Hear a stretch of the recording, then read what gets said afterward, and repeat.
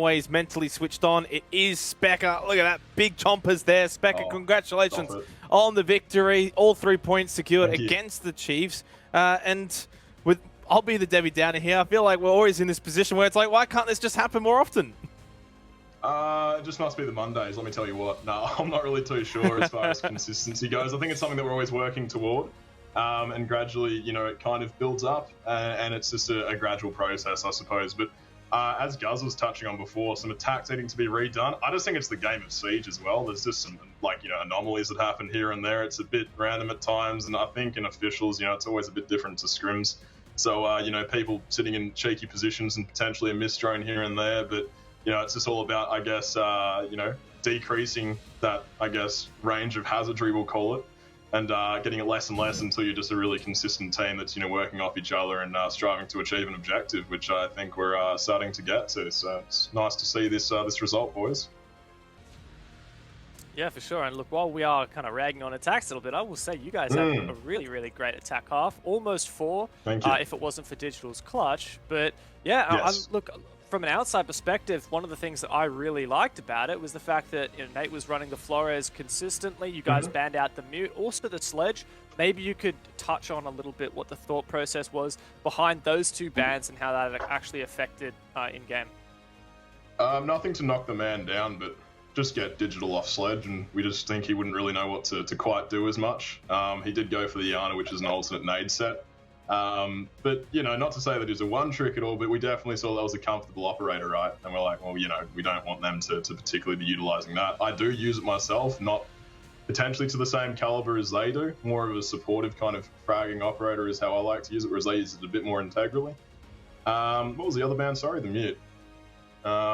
Mute, yeah. It's an interesting one. Yeah, so I don't know, with this meta at the moment, I feel like you either have Thatcher or Flores up on the board, right? I see a bit of EU like to do the double banning. I think even on Oregon with Wildcard, we saw them do the double ban against Knights, so you had no denial pretty much.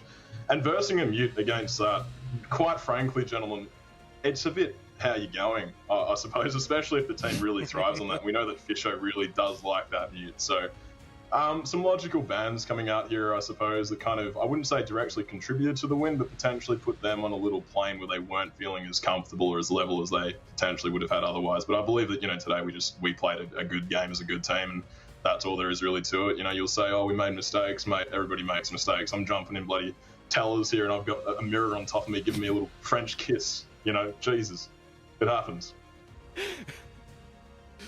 Quick turnaround, of course, for you blokes. Thursday, you got a huge matchup against QC. I guess give us an insight as to maybe what tomorrow's looking like. You're scrimming, you're prepping, you're resting. What's that looking like? I've got chest on at the gym, so I'm going to lift pretty hard, boys. Have a good day. Feeling good. I think the rest of the gang might do the same. You know, we must uphold the title of, I would say, potentially the sexiest. I'm not even going to say potentially. I'm going to say the best goddamn lineup I've ever seen in Siege history. So, got to maintain that. No, but we'll probably just play our own game, really. Like, we'll have a look over Q-Confirm, of course, and do some research, because it's a bit silly to not.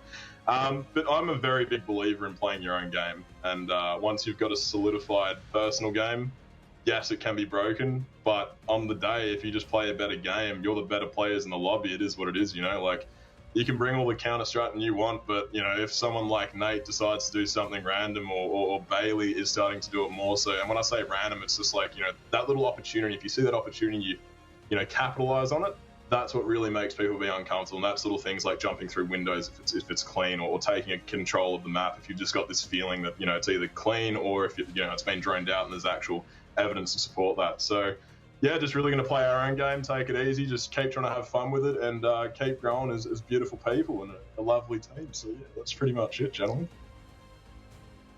Any final shout-outs you want to give, mate? Huge shout-outs to Nate. That beautiful man's birthday's today, so big happy birthday to Nate. Love him. He's a young gun, young soul, but he's doing awesome. But as always, shout-outs to you guys, to the fans, to Order. We couldn't be here doing what we're doing without your support, and without all the hard work that everyone really puts in. So huge shout out to you all. Thank you for allowing us to do this and to be here. And we hope the match was fun to watch today. So cheers, gentlemen. We'll catch you all on Thursday, hey? Exactly right. Best of luck in the rest of this very chaotic week. Thank you, sir. Stay well, boys. Well, we have a wonderful